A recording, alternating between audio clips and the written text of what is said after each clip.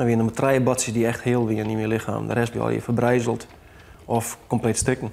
Je borst ben je weer helemaal voort. Je ribben op verschillende plekken die stikken. Ik heb 63 gotjes door mijn long heen. Ik had 1 long is geperforeerd. Dus daar heb ik nog maar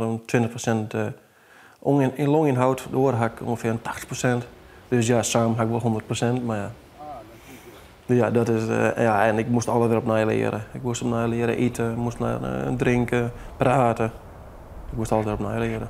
Doet het ongeluk badden wie Gerrit een talentvol reetrieder. Net steende zijn verwoenings wou hij sporten blijven. Hij speelde eerst rolstoelrugby en later raced hij ook wedstrijden op een zogenaamde handbike. Dit weekend gaat hij voor de wedstrijd van de week zijn grootste uitdaging aan.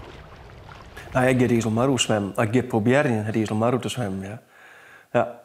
Nog één keer, dan wist het IJsselmeer. Ja, ik ga IJsselmeer zwemmen, ja.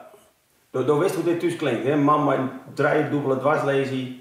Ja, ik weet hoe het klinkt. Ja. Dus ik ook meesten de eigen jippen een beetje van, sure, meesten hebben een beperking, maar je kent toch heel wat. Je hoeft net achter de graan te zitten. Ik heb gewoon de boet daar.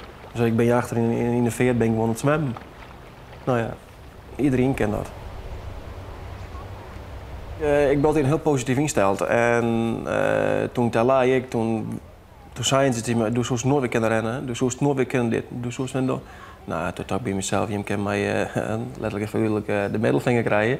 Ik probeer het wel. Dus ja, ik blufte mezelf ook gewoon uit. Goedemorgen. 23 kilometer zwemmen om de IJsselmeer te stekken. Dat is de opdracht die Gerrit hemzelf joen had. Mijn verwachting is dat ik het helje. Maar tussen de 4 en het 10 uur. Je weet nooit hoe de weersgoden binnen. Het kan regnen, het kan stormen, het kan een biljartlaken wezen, het kan zwak wezen, het kan een stroming zien, het kan een wind zien. Ja, ik zou dat weten. Ja, ik zou er net zien op. Ja, vreemd zaterdag maar even ook zo goed uit de golven binnen.